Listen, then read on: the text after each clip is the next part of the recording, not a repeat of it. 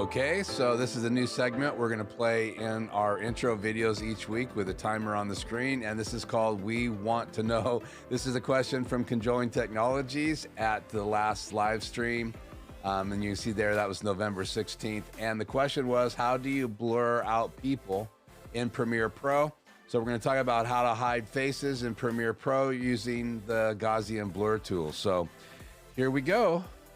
Close the still images here, and now we have a video here. This is my wife walking into the ride, and you can see right now I have her blurred out, and we're going to take you through how we did this. So what I'm going to do now is I'm going to go up here to the Gaussian blur, and I'm going to clear it.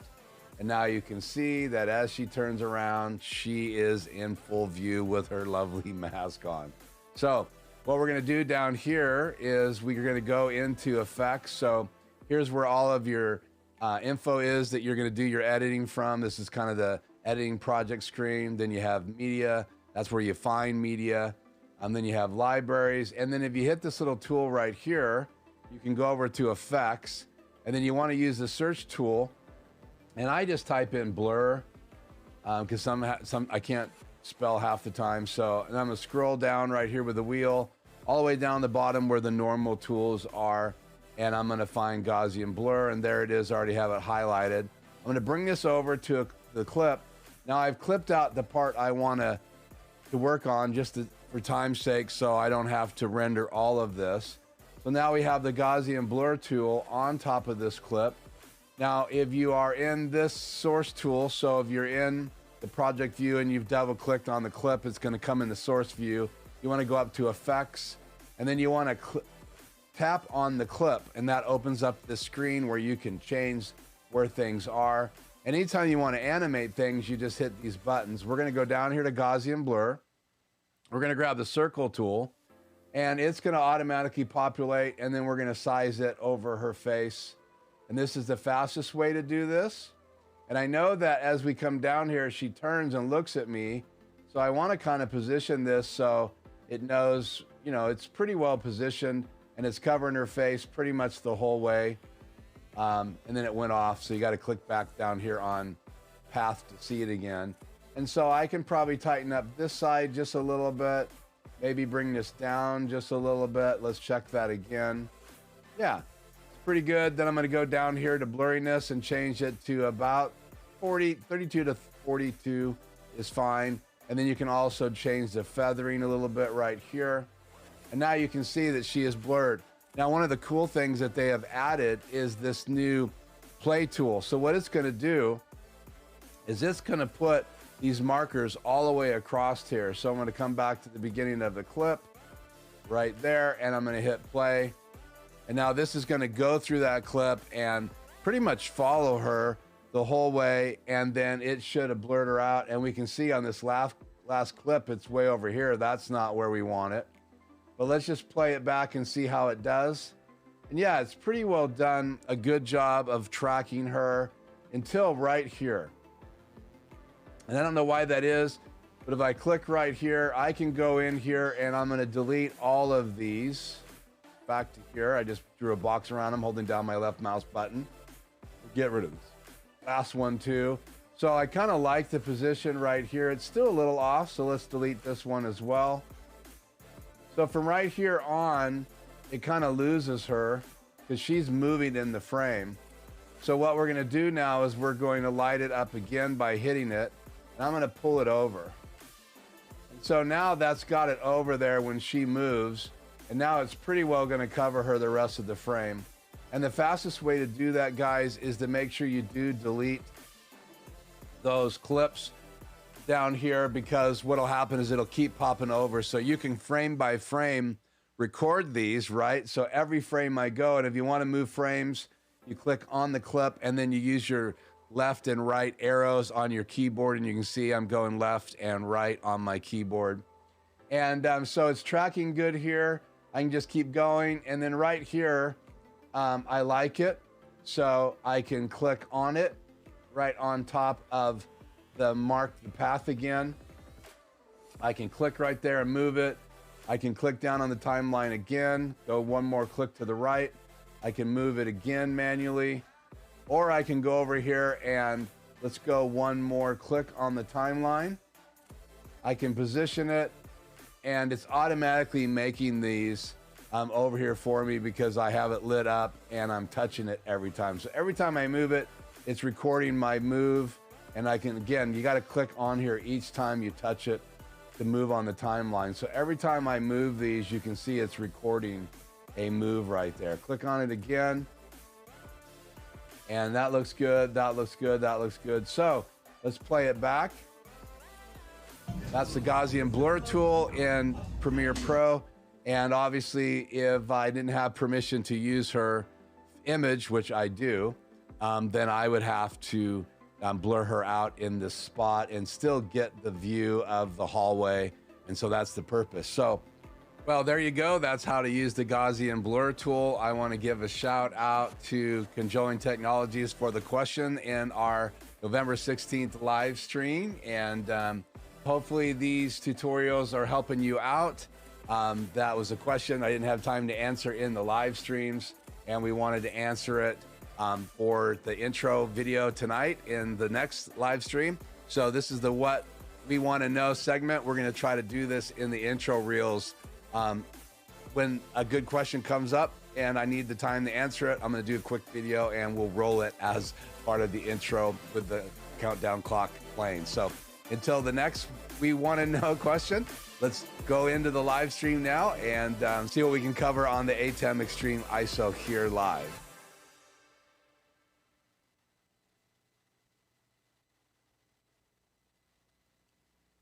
Well, welcome to live. This is Life Journey Production Studios. I am Keith. Thank you so much for joining me.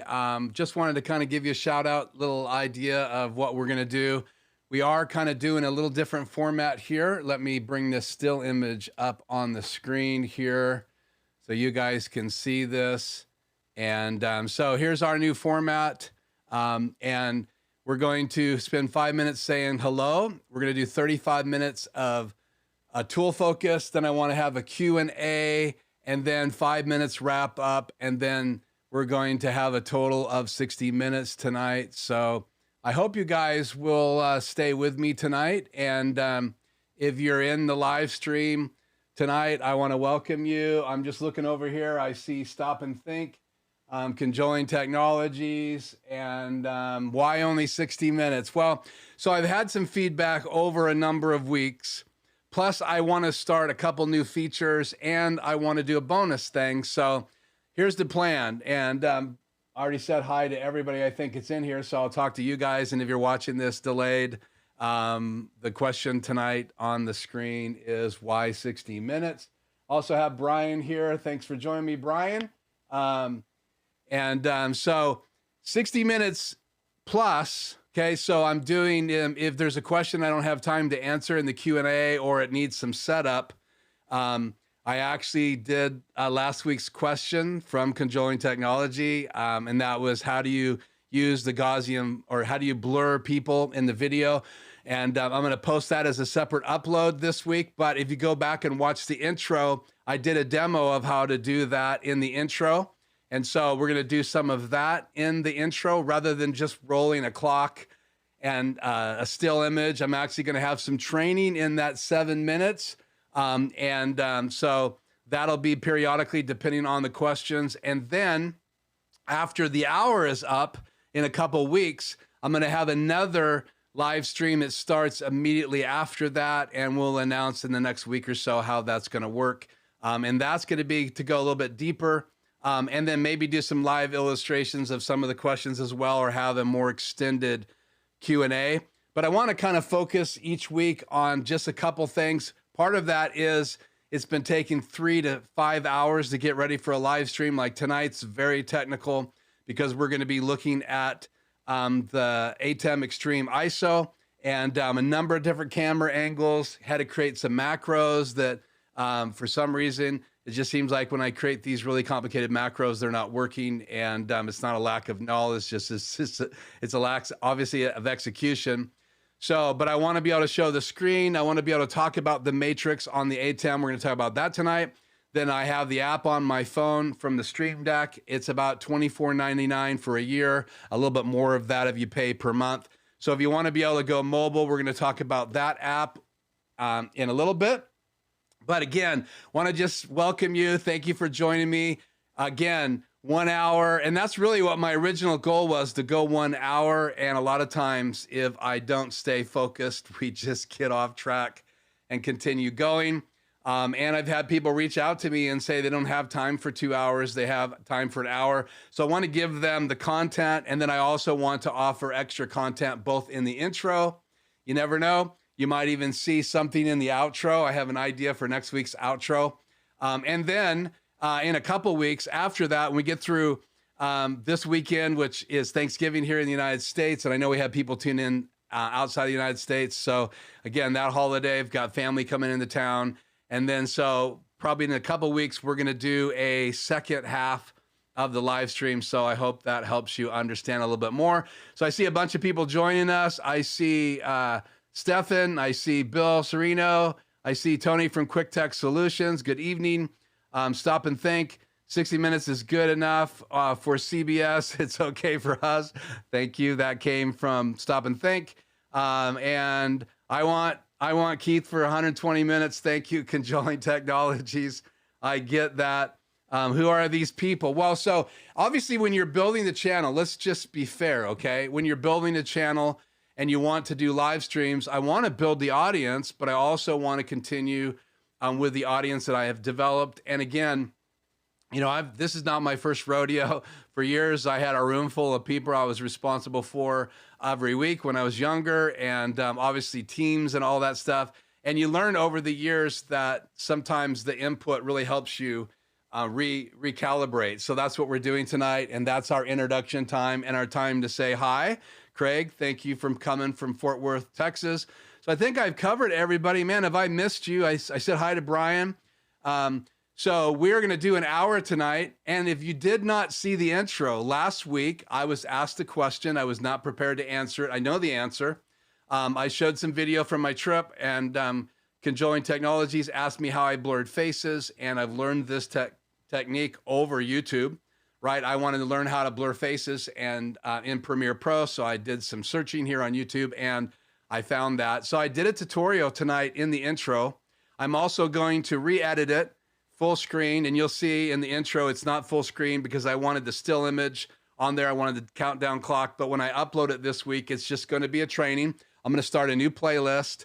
Haven't decided exactly what I'm going to call it yet, but if you have subscribed to the channel, and if you haven't, please subscribe. Ring the bell, because that'll give you an alert when that video goes up, just like I think it was yesterday morning, maybe the morning before, I can't remember now. I released the 4th in my HyperDeck HD Plus series.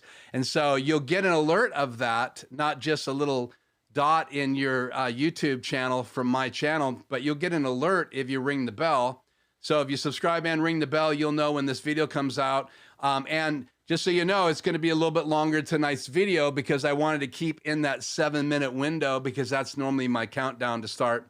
And so I cut down that video to 7 minutes. I'm going to show a second technique of how to build a box around someone in Adobe Premiere. If you have more of a complicated example, and I'll have one of those. So you can go back and watch tonight's intro and you'll see that. And I just want to create bonus footage and then some bonus part 2 of the live stream for those of you that want to stay a little bit longer. John Barker at Here to Record does that. His second half is closed unless you're on his first half. I'm not sure I'm going to do it that way. I just want to invite people to stay that want to stay, because I'm perfectly fine with going another hour or longer. But I want to keep this an hour. So that's it. That's our introduction. I'm already over. I apologize. Let's get into tonight's topic. And that is the ATEM Extreme Deck and the Matrix. So first of all, I haven't done a lot of training here on the channel, or even a lot on the lives. I think we've focused a lot on mix effects. We focused on different things I use in the studio. We focused a lot on the HyperDeck, and many people will kind of accuse me of being focused too much on the HyperDeck, but in reality, I believe that there's a hole on social media for that. But I also believe that many of you are still trying to make a decision if you're going to go ATEM Mini, ATEM Mini Pro, ATEM Mini Pro ISO, and those are the first kind of 3 options that came out for like desktop mixers, budget friendly, right? And those have actually been lowered in price. And then Blackmagic Design came out with the Extreme, ATEM Mini Extreme, and it's not really mini at all. And then they came out with the ATEM Mini Extreme ISO, and I think it was about the same time. I have an ISO in my studio, and what that means is that you can record all of the inputs, as well as it makes an XML file for you. So like tonight, I'm recording ISO files, and when I'm all done with tonight's recording and I hit stop recording, it's gonna create a folder with all of the isolated inputs. So everything that's live, like camera 1 or input 1, 2, 3, 4, 5, 6, 7, 8. If they have a camera like this going, I'll have all that footage. Because I use my ATEM Mini Pro as a switcher, it will really depend on what I'm feeding into channel 3, because my ATEM Mini Pro comes into channel 3. And on the front of the ATEM is a lot of buttons. I mean, sometimes it's overwhelming when you look at it. And one set of those buttons we're gonna look at first. We've already talked about the 6 macros. We're gonna touch on them tonight. So there's 6 macro buttons on the front.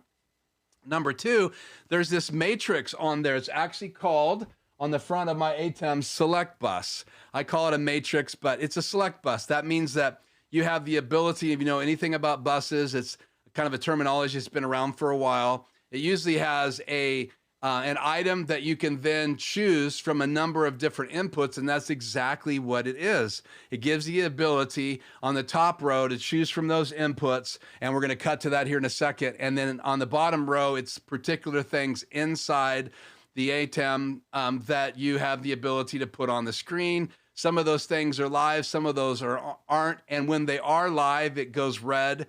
And so we're going to look at that now. So first, I want to cut to camera 3 here, and I think I'm ready for that.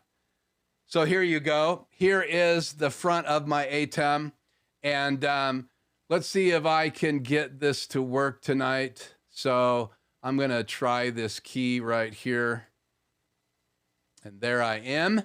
So let's pop this on. So there I am. I'm not in the right place. Like I said, I had some macros planned tonight, and they just did not want to help me out. So let me go into, that is key number 4. So I'm going to just go into key number 4 here and move myself up to the right here. And I'll place myself right there, almost out of the way. Yeah, there, now I'm out of the way. So right here in this section is what we're going to be talking about, and that is what we call a select bus. And so on the select bus, you have all these lower row buttons, and those lower row buttons are divided into a number of things. And let me move this camera over just a little bit for this. And because I'm looking the wrong way, let's move this over. Just one of those camera technique things people need to realize. And so as I look at this, I'm looking to the upper side of the frame so it looks more natural. And I'm using this ATEM, I'm streaming from it, so I have to be very careful. But I want to show you guys that the first 3 buttons right here coincide with my first key. And so you have Luma, Chroma, and then next to that you have really a feature I rarely ever use, and that's the pattern.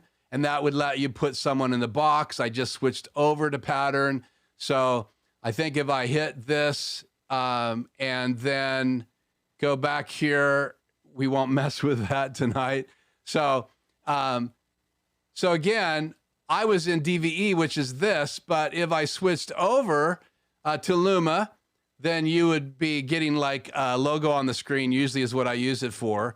And so those buttons right here coincide with that. So if I push this first button, it tells you that it's using Media Player 1.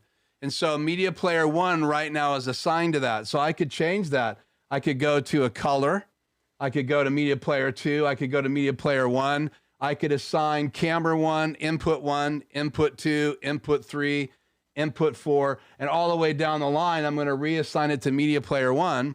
And then if I come over to this is the Luma key, and I'm not doing any green screen effects tonight, but let's say that I wanted to switch what the input was, that I wanted to Luma out, right? Or Chroma out, excuse me. So if I wanted to Chroma out a certain input, then I'd have to switch to that. So again, I can switch in that section from input 1, input 2, input 3, all the way down here to black. I can put in the color bars in. I can do all of that in that particular key. So kind of to illustrate that, if I keep going down here, then you have key number 2. So on the fourth button in, this is going to be now key number 2, and that's going to be Luma, then Chroma, and then Pattern. And then you have these two. These are DVEs. And so right now, I'm sorry, these are downstream keys. I apologize. So then these are the two downstream keys. And so you go to your downstream keys. And remember, if you have an ATEM Mini Extreme or an Extreme ISO, you have two downstream keys. If you have an ATEM Mini or ATEM Mini Pro or ATEM Mini Pro ISO, you have one downstream keys. And now keys are designed specifically to put things on the air. You can put a still image on, and you can put a lower thirds on, and you have the ability to do pre-multiplied keys. And what that means is that you can have the background cut out so it shows up better, especially if you have transparency. And you can use those keys, the upstream keys and the downstream keys, you can use them with like video sources, like a hyperdeck, or if you're playing from your computer a video, you can use that video in any one of those keys. And if you use your upstream keys, that's where you have the DVE. And the DVE is this box I'm in right now. And I have assigned my picture to this box. So you have your downstream keys, and you can assign what they are. Again, these are the two downstream keys. One is got channel 5 assigned to it, which is my HyperDeck Mini, right? And downstream key 2 has my HyperDeck Studio HD Plus assigned to it. So if I was in the middle of the show and I had that DVE up on the screen, like the one I'm in right now, I can change what is played in that, and we're going to illustrate that here in a minute. Or if I had my downstream key on, I can bring that on the air too. The problem if I bring a downstream key on is that the downstream key is going to cover the screen. That's just its nature. So again, we know if we click on downstream key 2, it has my HyperDeck, and my HyperDeck has my intro video. I'm going to queue up something different here that's not going to be loud and obnoxious. See what we got here. So I have my stinger, just moved my camera. So I have my stinger assigned to downstream key 2. So if I bring that on the air, remember I keep auto roll on in my HyperDecks, which is an option. You can also do a pre-roll frame by frame if you want one. So I can see right now that I have my stinger queued, right? So it is queued. And now if I change to that in the down, or bring it on the air, and I bring my downstream key on, and that's a perfect one because it's got transparency in it, and I can bring it right over. The stinger, which is what that is designed to be able to change from this view behind it to a different view. And if you even look on the top row, on the bottom row, excuse me, the very last choice here is what they call a stinger. And that stinger does not work, believe it or not, in the ATEM Mini Extreme or the ATEM Mini Extreme ISO, because we do not have a video playing pool inside our ATEMs. If you go to the higher end consoles, you'll see that they have actually a media pool. And if they have two, they have X amount of frames that you can divide between those two media pools. And then you can play up to like a 3-second, 90 frame stinger. So if you're 30 frames per second, that means that would give you 3 seconds of video play, but that's all they do. And they have a limited amount of frames, where if I use my HyperDeck, I have no limit. I guess the limit is the disc I have in it. So I could have a long video play until my disc runs out. So if I wanted to show a wedding clip to a client, I could use my HyperDeck to show that, go into Zoom and play that clip. So this is, the bottom row is kind of what you want to use on the screen. And again, it doesn't put them on the screen. It just demos, it shows you what you have going into those. So if we go again, media player is in Luma key number 1. That's my upstream key number 1. Then in the Chroma key, that's assigned to media player 1. my pattern is assigned to camera 2. If you go into key number 2, the Luma is assigned to media player 2. The chroma is assigned to media player 2, and I can change these right now if I wanted to. And then the pattern is assigned to color 1. And then you have my downstream key 1 and my downstream key 2, and downstream key 1 is assigned to 5. And now you can see that my downstream key is live, right? So I have it live in the background, and so it shows me that it's ready to go live. And so if I go over to DVE1, it's not live, and you can see it's assigned to MP1, which is my media player 1. And then if I go over here to DVE2, it's assigned again to my hyperdeck. So now if I cut to that or turn that on the screen, then it's going to pop up on the screen, and you're going to see my hyperdeck again. And then you have dip, wipe, and those have to do with these little features down here we're not going to cover tonight. And then you have logo. And logo, if you load in a stinger, or actually not a stinger, it's actually a graphic. Let me load this in right now. And then if I hit this, it's going to do a transition. But then if I come over to the DVE slot and I hit that logo, then you're going to get this. So I can go back and forth using the logo icon. And in a minute, I'm going to show you where that's at. So everything's live on this bottom. You can use dip, you can use wipe, and you can assign what you want to those wipes. So for instance, if I did a wipe here, so this is a wipe, and right now it's assigned to a color. So this is a wipe going back and forth, and it's assigned to a color. What happens if I change it to color 2, and then I hit auto? It's using a different color to wipe. What if I change it to the color bars and then hit wipe? So again, going into the settings, changing the background, you can actually use those different colors and stuff in your wipe. And then I can actually use black as well in wipe. And then logo tells me what's assigned to it. Right now it's assigned to media player 2. So I'm going to cut to my media player. So right now let's go into my media player here. Bring that over onto my desktop.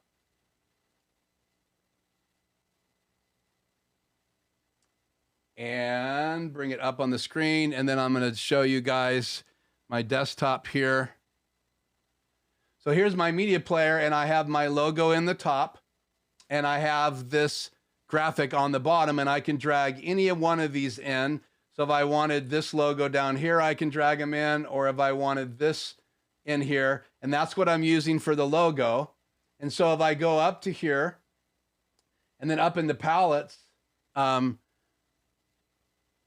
bring that DVE back on the screen. Let's see, can I get over top of this? Yes. If you go into the palettes, and we close upstream key 2, you have this transition icon right here. And right now you can see I have this transition selected. And then if I scroll down in transitions, you see the logo button right here, and I can have it on play. I can change the direction of the logo button. I can also flip it and revert it. And it's designed to play right down the middle. And then I have to choose DVE right here.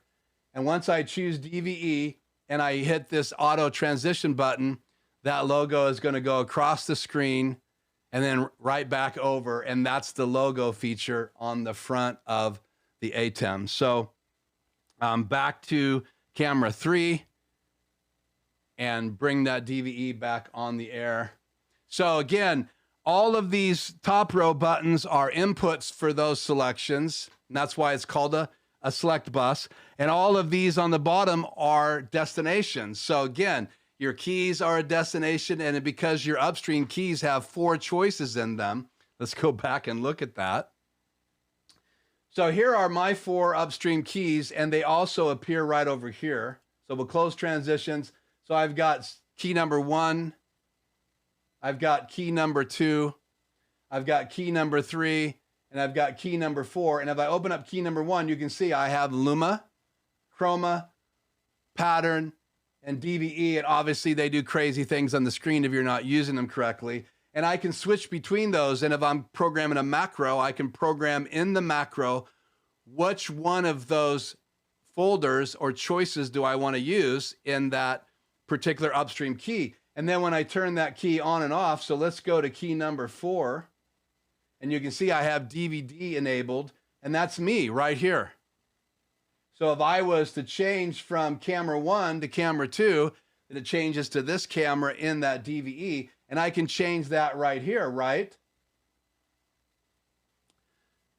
Correct? And then I can also go up here into DV2,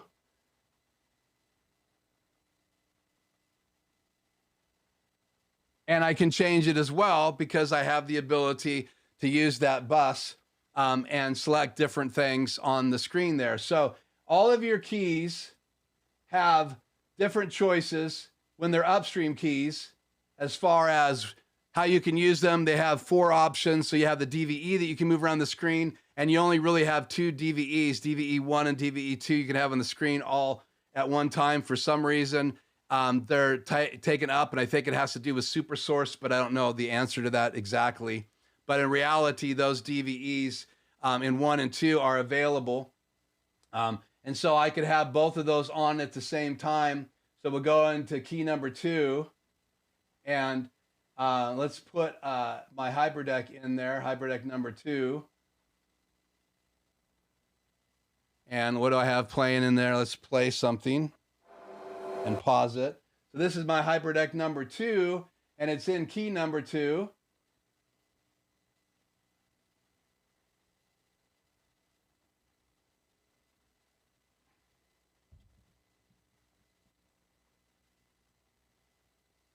Sorry about that.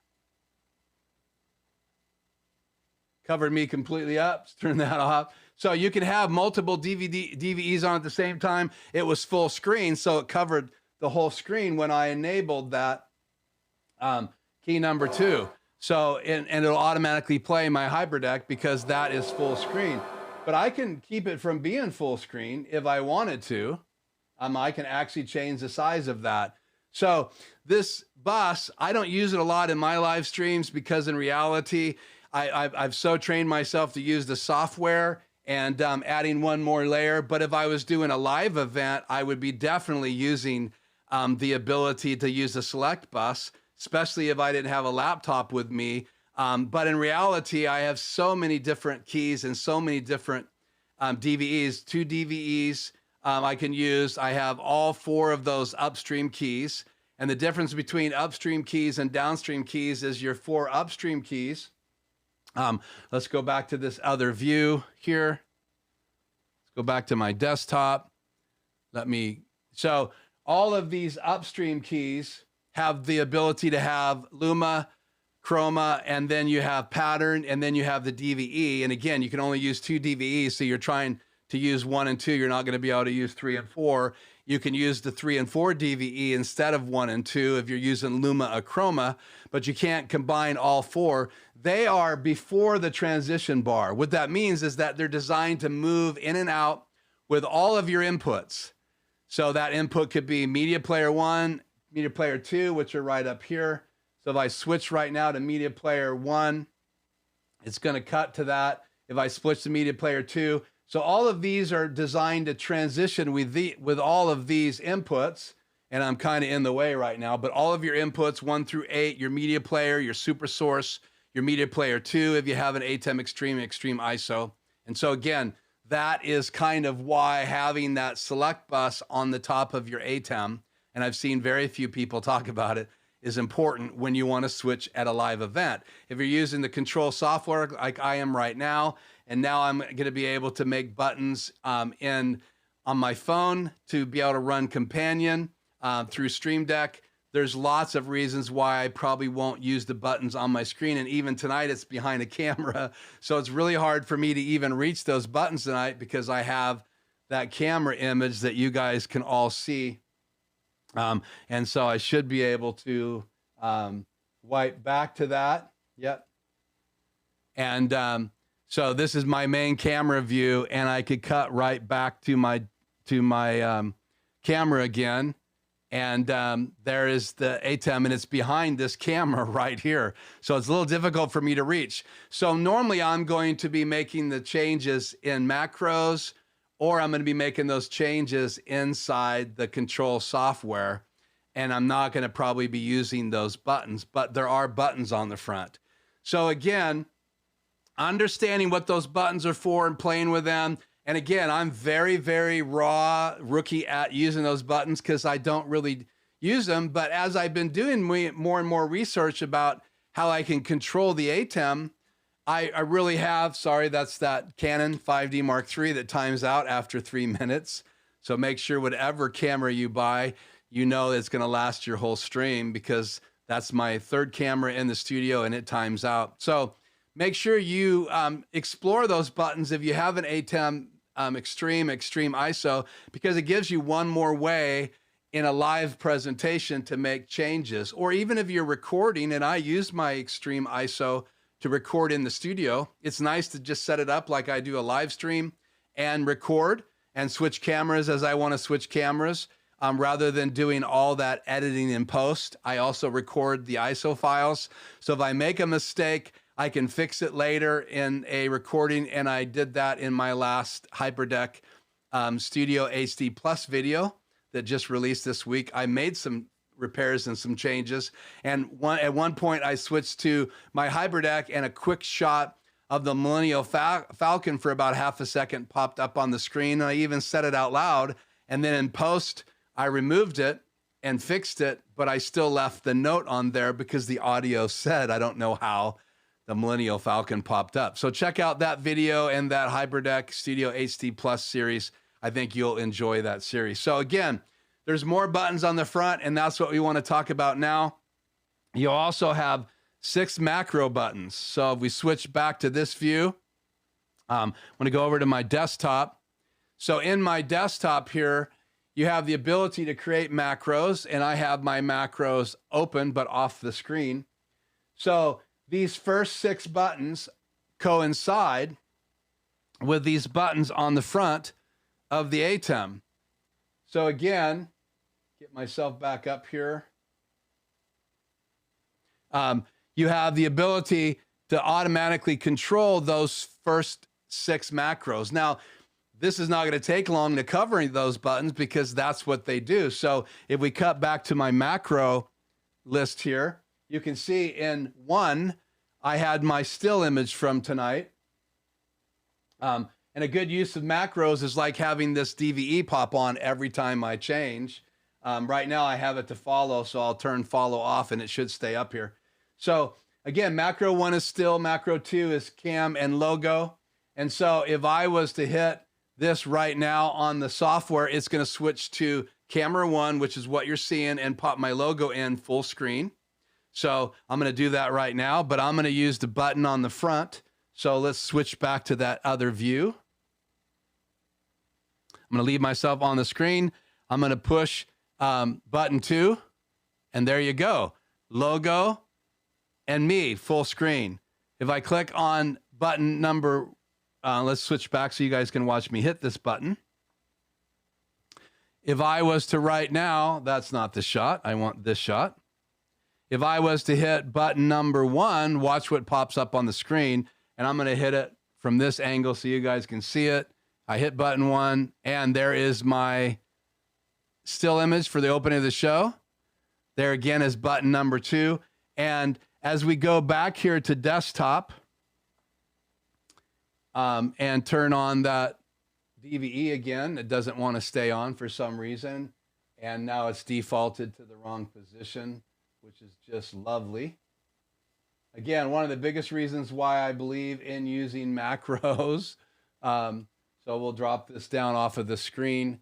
And when you use the control software all the time, you get really used to moving even DVEs around the screen. So one of these nights we'll talk about that. So those 6 buttons, those first 6 macros are designed to be able to be running from the front of the ATEM Extreme and the Extreme ISO. So if you're doing a live show and you need to put someone's logo up, you need to bring up your still image, maybe a please stand by if you lost your signal, whatever you could use in those first 6 macros, maybe a stinger, I don't know, maybe a macro to bring up their presentation or bring up super source, or if you don't have an extreme ISO or one of the more expensive consoles, you have an ATEM Mini, an ATEM Mini Pro or ATEM Mini Pro ISO, then yeah, you could have the DVE on one side cropped like I have right now, and then you could have their presentation full screen behind it, and that's how you'd have to set it up, or just the opposite. So you could have them slide over to the side, and then on this part of the frame, you could put up your DVE, and a lot of people use the ATEM Mini Pro and Mini Pro ISO for that kind of use. So those are the 6 macro buttons, and they coincide with whatever macro you program in there. And I did a little macro recording in my last HybridX Studio HD Plus series, and then I'm going to actually do a little higher end, more complicated macro video here very soon. So I hope you guys will enjoy that. So that's 2 things tonight on the front of the ATEM. We have a couple minutes left to cover the front of the ATEM, and that is these buttons right over here. So let's switch back. And so good, the camera location's great. Let's turn off the logo. Let's bring me up here. It's just gonna look better. So right here, you have another, what I would call a matrix, and I've touched on this before, but this is for your main output. So if you have a ATEM Mini, ATEM Mini Extreme ISO, you don't have these buttons on the front. But what's nice about, or excuse me, the ATEM Mini, ATEM Mini Pro, ATEM Mini Pro ISO, if you have the ATEM Mini Extreme or Extreme ISO, you do have those buttons, but those other first 3 ATEMs, you don't have those buttons. What these buttons do, if you're in the studio and you just want to switch, like I want to get, right now, if I wanted to see my main camera, it switches what's coming out of HDMI 1. So right now, HDMI 1 is going to my monitor so I can see the multi-view. But if I didn't want to see the multi-view, and if you look on here, multi-view is lit up.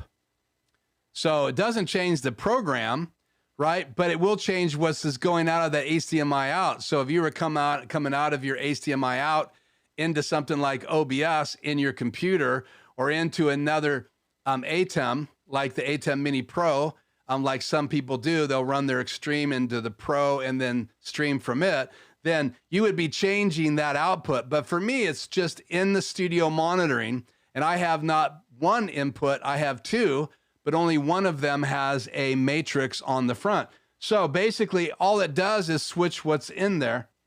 So if I hit 1, my monitor just switched to this, and so I can switch whatever input I want on my monitor, and that's really good for focusing, adjusting your lights in the studio. So let's say you only have 1 monitor and you want to keep your multi-view up there for your live presentation, right? And all of a sudden, you're not sure if you're in focus when you're showing like your desktop. You could switch to your desktop input right there and see if it's in focus or not. Like right now, I can bring up input number 4, and I can see that my desktop right now is showing my my ATEM control software. That's what you guys see when I switch to this view right here.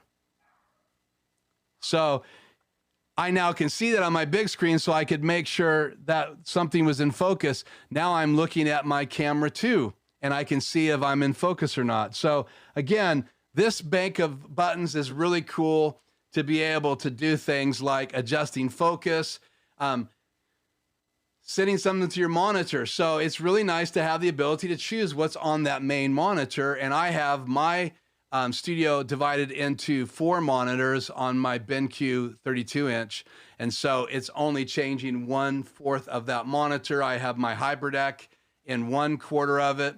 Top left, I have my PC, which is running to keep an eye on the stream on the bottom left. And then I have my desktop as another desktop. I can pull over my ATEM control software over here and see it.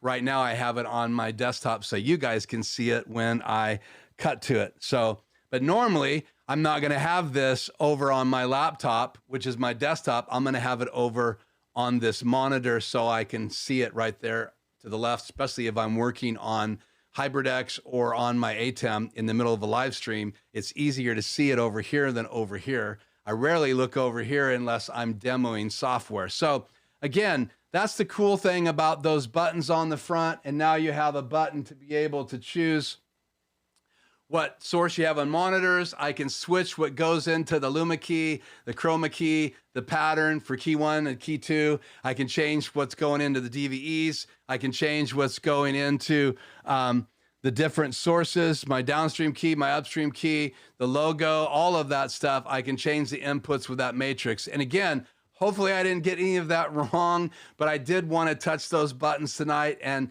I think they're valuable buttons. So when they added them, they're buttons that I really was excited to test and try out on the front of my ATEM Extreme because they were not available on my ATEM Mini Pro. No macro buttons, no mix bus, and no matrix or video outsourcing, which is what you have on the front of the ATEM. So just in review,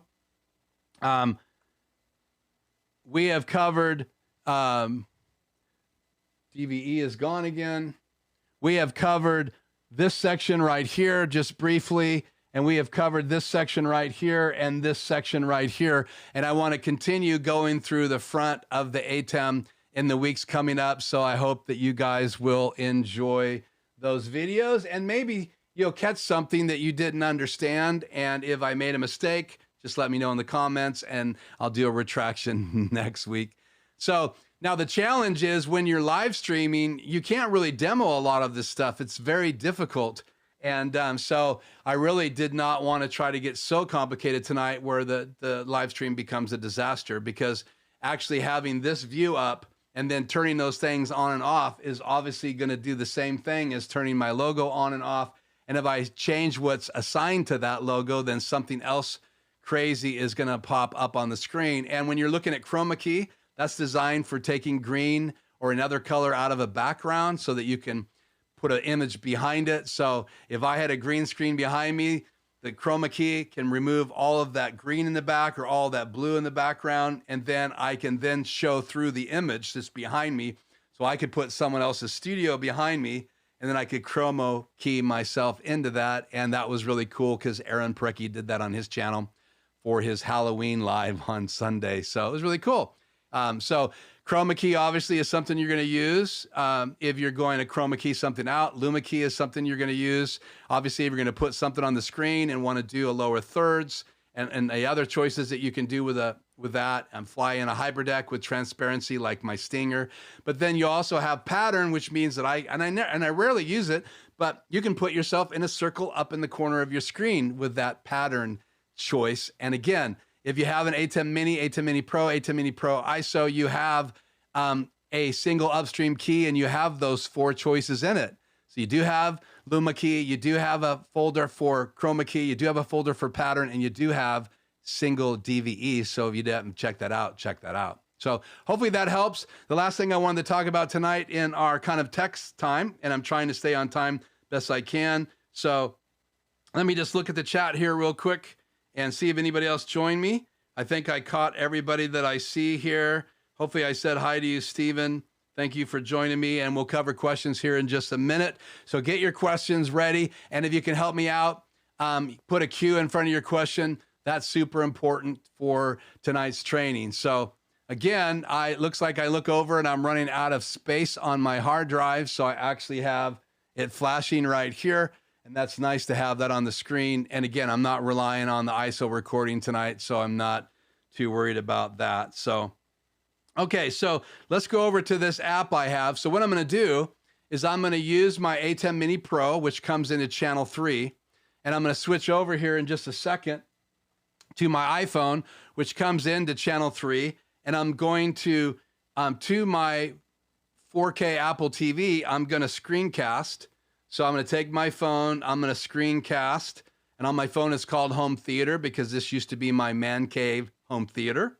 And so that's what I called that. And so now my phone is on the screen, so I can cut to camera 3 and you guys can see that, and I can still pop up the DVE here. And so now I'm screencasting. And so what I want to do is let's go in here, put something a little nicer in the background. let's see. Oh, that'll work. I don't want to mess up the cast tonight. So now I can close that and scroll over here and open up this app. And I'm going to do a little bit deeper dive into it. But I now have the Elgato phone app. And again, it's about $30 a year or a little more than that if you pay monthly. And so once you have this, then you have the ability to bring in Companion, which you can see right there. I can also use it to not only run Companion, I can also use it to run my main Stream Deck buttons. And I use those for lighting. I use that a lot in the studio to raise and lower my key lights. But I also have the ability to do what you see on the screen right now, which is Companion. So let me get there real quick here. I'm going to bring my control software back over to my other monitor and my macros. And then I want to open up Companion, and I had these in my last video, so hopefully you guys got a chance to watch that.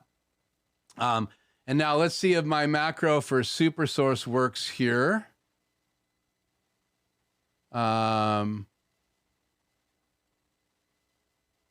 Let's see here. Let's just open up SuperSource, see what's in it.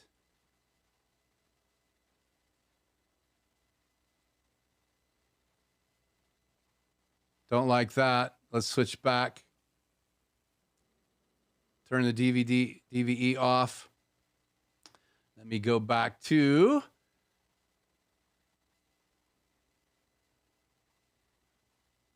camera 3 here. Sorry about that. This is one reason why you'd want everything to stream. Let me turn my DVE back on. So again, that is the app. And then I want to show you my desktop. So I'm going to switch my desktop over here.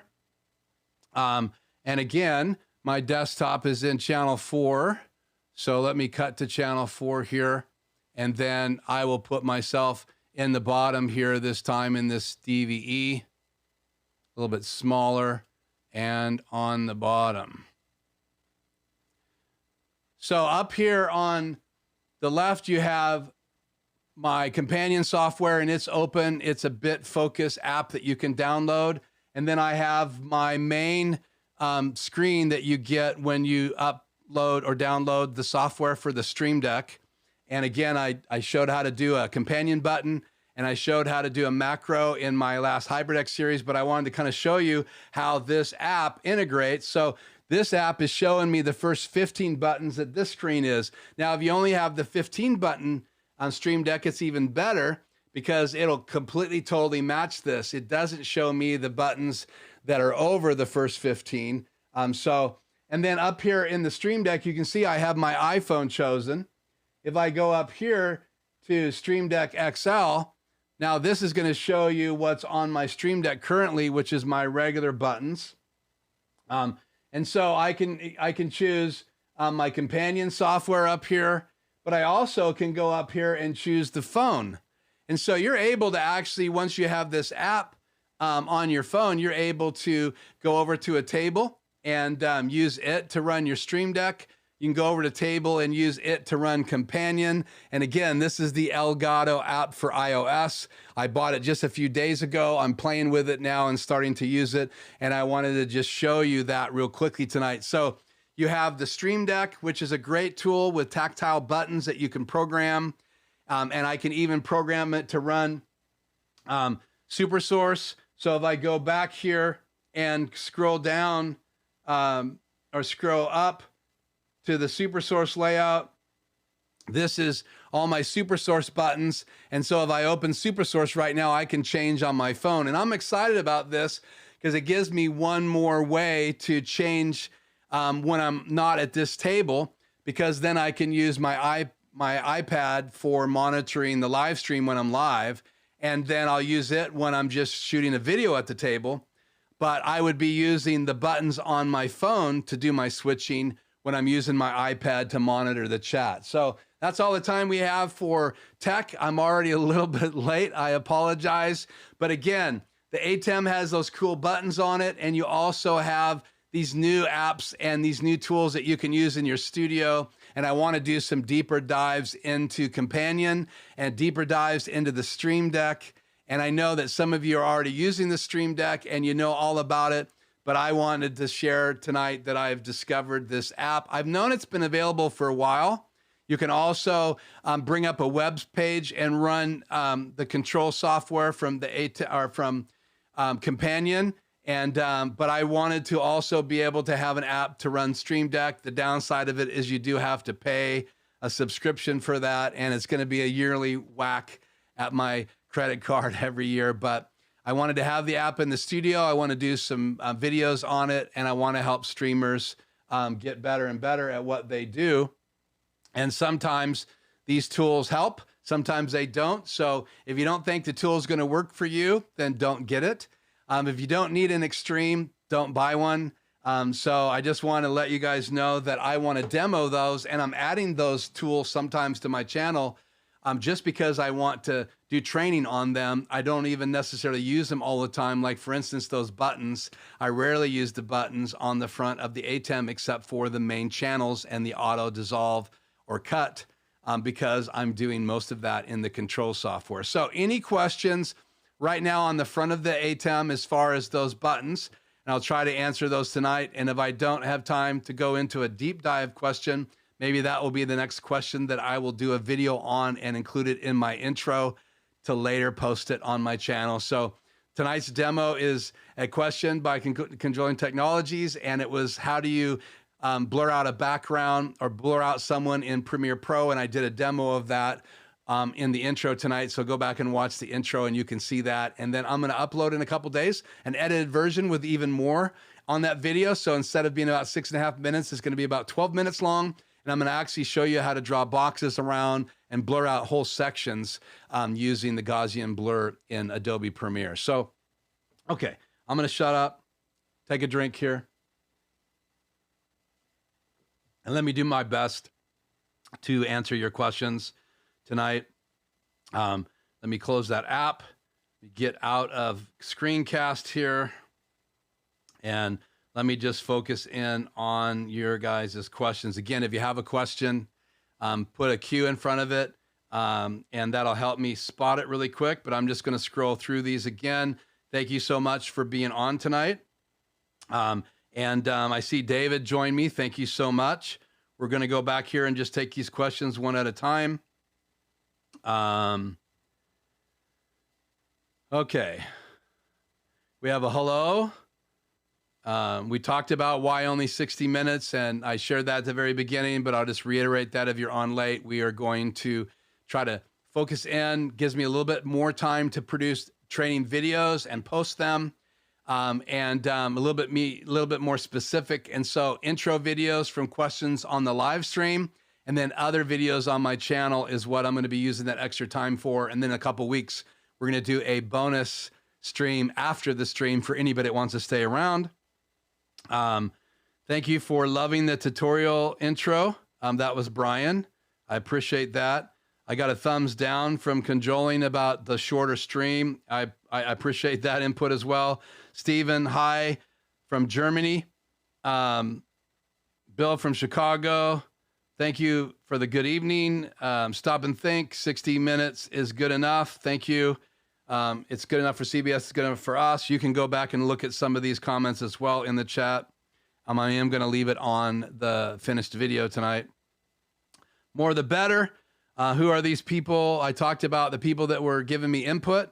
I always want to listen and try to run what I'm doing through the eyes of the people that are listening, because it is a two-way street here. And I have a huge respect for that. So thank you for the input. Obviously, if it's just someone who's spamming me, they're going to go away. But I know if it's someone that has an intent to make the channel better, and I have a huge respect for that.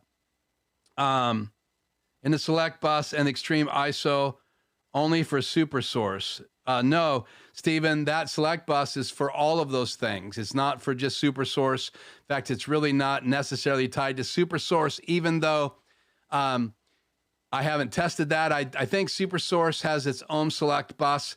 This would really impact those first two keys and it would impact the DVEs, and it would impact the logo. And if they ever add the stinger feature inside the ATEM Extreme ISO, it'll impact those, because again, right now the stinger button does not work. You have to create a stinger a different way, and there's some videos online for that on YouTube, so check those out. Eventually, I will kind of talk about that stinger feature, and really all you would use it for if it was live is to choose what goes to it, and then you'd have to actually, and maybe, I don't know, maybe that button when you hit it in the higher end ATEMs that have it, maybe it launches that. I don't know. Let me know in the comments. I'm sure it probably does launch on the front of those consoles. It probably launches the stinger.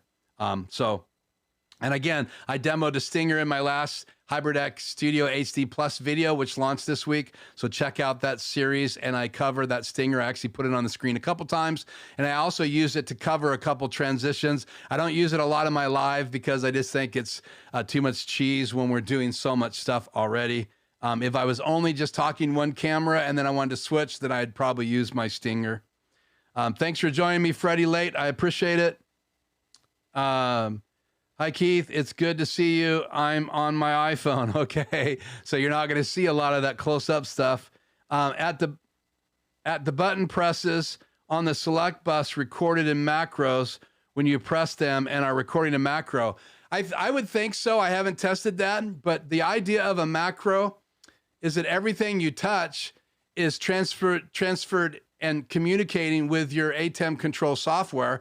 So I will make an assumption, and everybody probably knows what it means when you make an assumption, you make out of yourself. So again, I'm almost positive that everything that you're going to do is going to be recorded. In fact, I always say that when your macro recording is on, it's recording everything you do inside the control software, and I'm almost positive it will record. And remember, it's recording a script.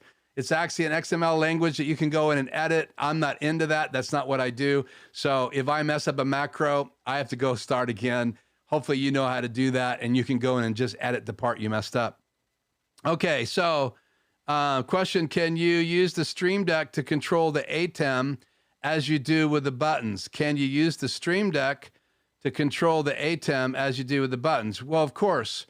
That's what Companion's for. Sorry, the course was rude. I apologize, Freddie. Yes, you can, because Companion lets you create buttons to control the Stream Deck. So you're going to have to download, go to bitfocus.com, and I put links in my last video on my HybridX series, and you can click on those. Adam has a video on how to download the beta version if you want to be able to have the ability to use Companion to control mix effects. But yeah, once you have Companion loaded and you open it up, Freddie, let me bring that screen up here again. Let's see, can I do that? Yeah.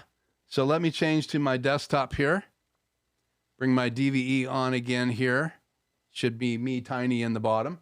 So right up here, Freddie, if I was to choose, I'm in my iPhone right now, so I'm going to do my Stream Deck. So these are actually super source buttons that I have the ability to use, but let's say I was just going to use regular buttons. Let me change right here. Sorry. Let's say I was just going to use regular buttons that come with the Companion software. And these are my connections right here. So I have my ATEM Mini Pro, my HybridX 1, which is my old HybridX. I have my ATEM Extreme ISO connected. I have my HybridX 2, which is my new Studio HD Plus. And then I have Mix Effects, my iPad, connected to be able to be controlled from Companion. And then when you go over to buttons, it shows you what buttons you have. And I actually can create these buttons. So, and I did create a button in my last HybridX video, but if I click on this, then it opens this regular button menu. And over here, I have my presets. So there's presets already for my ATEM Mini. And I can go back. There's presets for my ATEM Mini Pro ISO, a lot more choices. And then there's also some ATEM Tile buttons. Now you have to download a beta version of Companion. And again, there's instructions on how to do that on Adam's page because they're the ones that created the beta I'm using. And eventually, hopefully, all of these extra features will be added to BitFocus's site. And when you download Companion, they'll be in there automatically, but they're not. So again, and ATEM has a set now. You can download a whole bunch of pages that you can have already preset and then make them your own that he put together. But that's $20 on his site. So again, so the answer to that question, Freddie, is most equivocally yes. You can control from the Stream Deck using Companion the ATEM, which is really cool. So I could have a Stream Deck on this table, a 15-button one, but I'm going to be using my phone. And so think about this phone app you can purchase for right around 25 bucks a year, or a little bit more than that if you pay monthly. And now you have a Stream Deck on your phone. You don't have to buy a Stream Deck. You can download the software and use this, or you can get a 15-button version and then use it on one location and then use your phone at another location if you're going to go back and forth to 2 streaming locations, which I have the ability to do on my table. It's in the low table, coffee table position, but that table comes up to this height right here.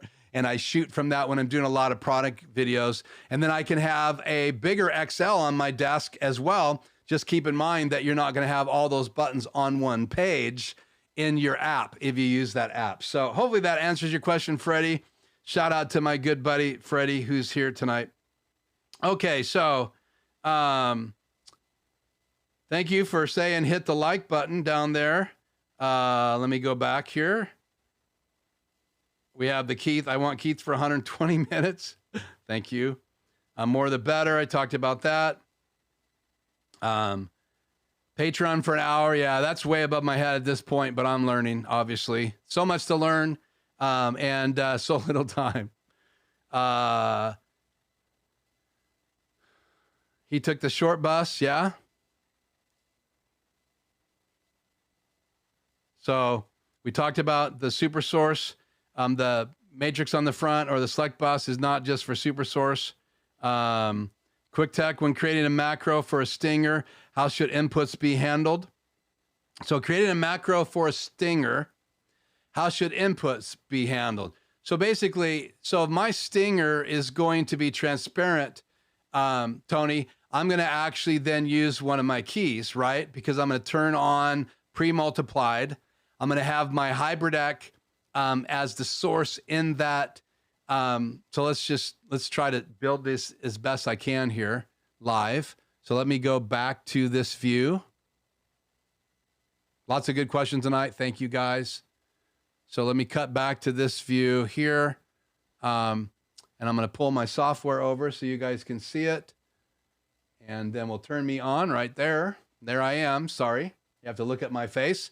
So you would go into your key. And a lot of people are going to use their last key because they lay on each other, key 1, then key 2, then key 3, then key 4.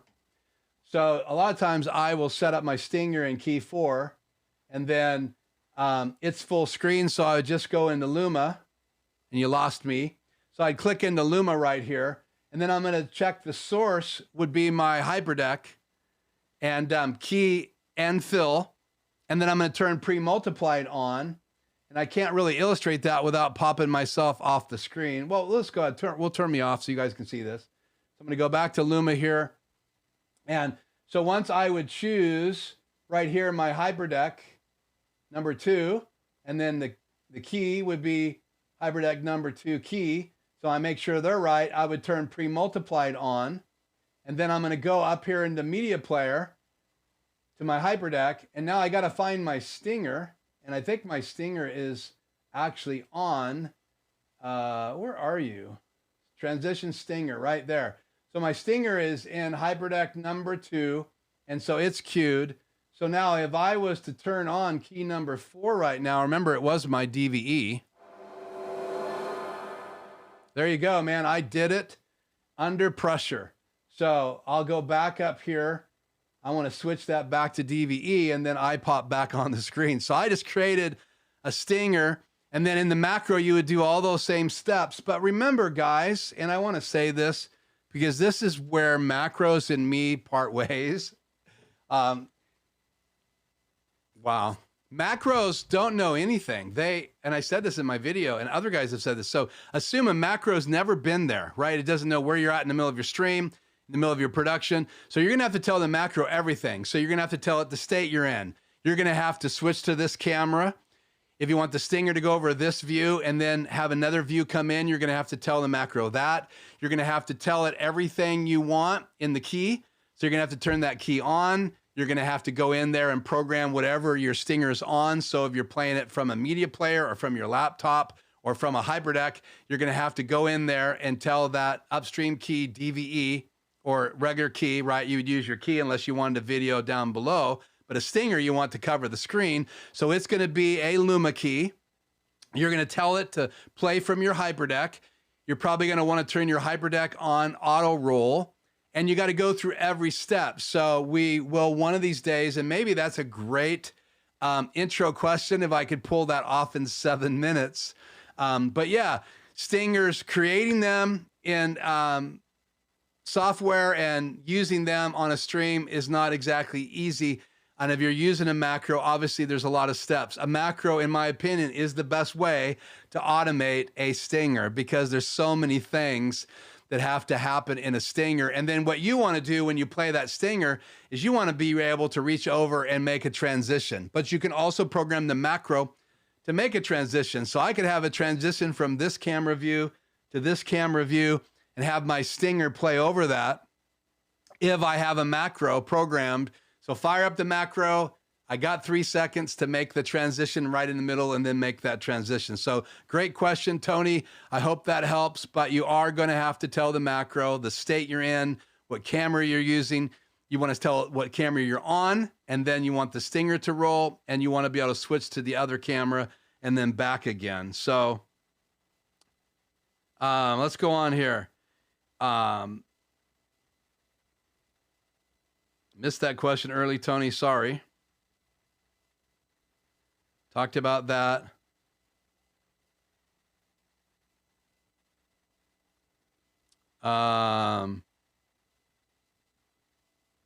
No, Freddie, I am going to have video about how to do the Extreme Deck very soon on my channel. FYI. We're over time. Sorry, guys. So if you have to go, I'm going to continue answering a couple questions before we do our outro. But that's the tech. Obviously, there's more tech conversation in these Q&As. I haven't done any live stream type videos. That's what Freddie was probably asking Tony that from Quick Tech Solutions. Good to see you from Scotland. David, appreciate you coming from Edinburgh. Macro question from David. How to create a macro to zoom a service lens, but able to tell the macro to stop zooming in and out. I've never done that. I don't know. You'd have to have some way through your computer to control that zoom lens. So that's probably just a little bit above my head, but I'm sure that if you have the ability to control a zoom lens, like in maybe some software, it's you might be able to control that, but I do not necessarily know the answer to that question. That one, like Jeff Dunham's puppet peanut, goes right over my head. But a great question. I apologize for not exactly knowing the answer to that, David. And you might go and ask that question to Aaron Parecki. But again, I don't know that Aaron's doing any zooming in and out. I guess you could probably create a macro to zoom in and zoom out by using the DVEs and cropping.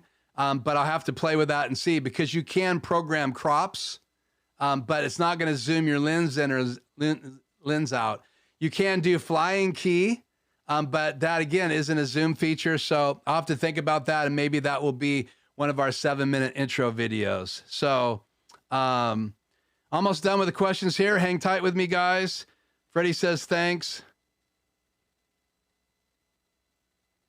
Thank you, Tony. He says he agrees with me that the selections on the bus on the front of the ATEM Mini Extreme are recorded in the macros. So again, if we had a little bit more time, we were doing it after a video, we could just test that and do it live. And that's what I want to do in those videos. They won't nearly look as professional as this, because again, when you're doing these things live, you can mess up your live stream as well. So if I missed a question, put Q down and just reiterate it, copy and paste it so I don't miss it. But again, guys, I want to thank you so much for being on with me live. Just a review. We're going to try to keep these down as close to 1 hour as we can. many of the weeks, the first 7 minutes of my intro is going to have the clock going, as well as I'm going to be able to show you guys some demos of certain things that were asked in the questions. So if you ask those questions, it's going to give me some meat to demo it. So who knows, we might be building a macro in next week's 7-minute video to do a stinger. We'll see. But again, stay tuned and make sure you come early enough to see that, or make sure you replay the intros when you're watching these videos later if you couldn't join me live. If you're joining me live to the live stream late after it's gone up on YouTube, thank you so much for joining me. Please subscribe. Please like these videos, because it does help the algorithm, and hopefully it'll help more people. They'll find this. I meet people every week through my channel that says they just found my channel for the very first time. And again, I don't control any of the algorithms, you do. So if you hit like and you hit share, and if you tell other people about these videos, then it will grow the channel, and I appreciate that. I have some great things planned when we hit 1,000 subscribers. Pretty soon we're going to hit 900. I have something special when we hit that 900 mark. So keep in tune for that. I've already been working on that show. Hopefully it'll be able to be live, but if not, if it happens midweek, who knows? I might have a special live if we hit 900 very soon. So again, we covered the front of the ATEM. We talked just briefly about the new Stream Deck app. We have tried to do a little Q&A tonight, and maybe I need to add a little bit more Q&A time. I thought 15 minutes would be enough for now, and then extend it when we get bigger and more people are attending, but we're growing all the time. So thank you so much. I do use macros, guys, FYI, to be able to do my intros and my outros. And I do have a macro program to use my stinger. And so I really believe that those are really good uses for macros. And they're not really hard to program at all. Really, when you're programming an intro, you can start with your still image up on the screen, loaded in your media player, and then you could cut to whatever channel your HyperDeck is on. And if auto rolls on and you have it queued, you can even queue your video in your macro, and it will choose the right video in the macro. And you hit play in the macro, and you cut from your still image right to your intro video. And then you have plenty of time during your intro video to set up your ATEM to switch to your camera, or you could create a macro to switch to your camera as well. So I do have a macro set up for my outro. So make sure you go back and watch the intro if you missed it. My outro is just going to be the still image tonight, so you can check out as soon as it rolls, but I am letting it play a little bit longer if any of you guys are rewinding. That way you can finish maybe watching most of the end of this video before I end it. So again, about 1 minute left in that outro, but until next week, let me know in the comments if you like the format of an hour, if you'd like more time, if you really would be excited about having a second live stream that would launch literally at 1/4 the hour, so that you could rejoin after you get a cup of coffee or whatever. And so right now, once we launch that, it would be starting in about 3 minutes in case we get long in the Q&A. So again, I am Keith. This is Life Journey Production Studios. My camera isn't pointing right.